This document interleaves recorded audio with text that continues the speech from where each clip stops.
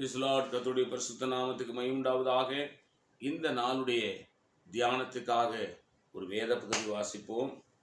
வாசிங்கள். 1 ராஜாக்களின் புஸ்தகம் 19ஆம் அதிகாரம் 9ஆம் வசனம். அங்கே அவன் ஒரு கெபிக்குள்ளே போய் தங்கினான். இதோ கர்த்தருடைய வார்த்தை அவனுக்கு உண்டாகி, அவர் எலியாவே, இங்கே உனக்கு என்ன காரியம் என்றார்.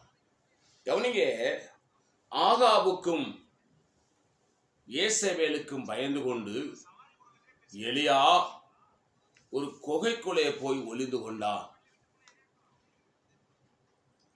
ஏசவேல் எலியாவின் பிராணனை வாங்கி விடுவாள் என்று சொல்லி பயந்து கொண்டு இவ்வளவு பெரிய வல்லமையான தீர்க்கதரிசி குகைக்குள்ளே ஒளிந்து கொண்டான்.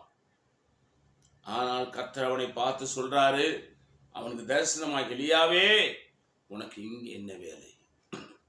கவனிங்க அருமை தேவ பிள்ளைகளே, ஆண்டவராகிய இயேசுவை ஏற்றுக்கொண்ட தேவ பிள்ளையே, ரட்சிக்கப்பட்ட தேவ பிள்ளையே, ஆண்டவராகிய இயேசு கிறிஸ்து அவரிடத்தில் ஆசீர்வாதங்களை, சமாதானத்தை, சந்தோஷத்தை பெற்றுக்கொண்ட தேவ பிள்ளையே, இப்பொழுது செபிக்காமல் இருப்பது என்ன? இப்பொழுது வேதத்தை வாசிக்காமல் இருப்பது என்ன? இப்பொழுது கர்த்தரை தேடாமல் இருப்பதென்ன? நீ பலவிதமான வழிகளிலே நீ ஒளிந்து கொண்டிருக்கிறாயே என்று சொல்லி கர்த்தர் நம்மை பார்த்து கேட்கிறார்.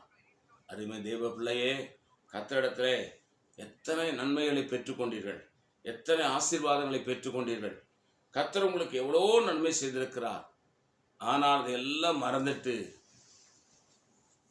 ஆனால் இன்றைக்கு மனுஷனுக்கு பயந்து, உலகத்துக்கு பயந்து ஒளிந்து கொண்டிருக்கிறார்.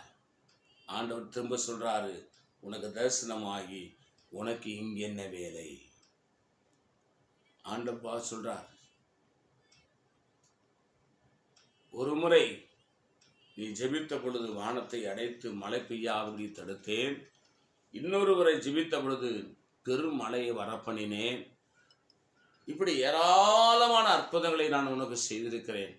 அதெல்லாம் மறந்து இன்றைக்கு தேவ சமூகத்தை விட்டு ஒளிந்து கொண்டிருக்கிறாயே, தேவ சபையை விட்டு ஒளிந்து கொண்டிருக்கிறாயே,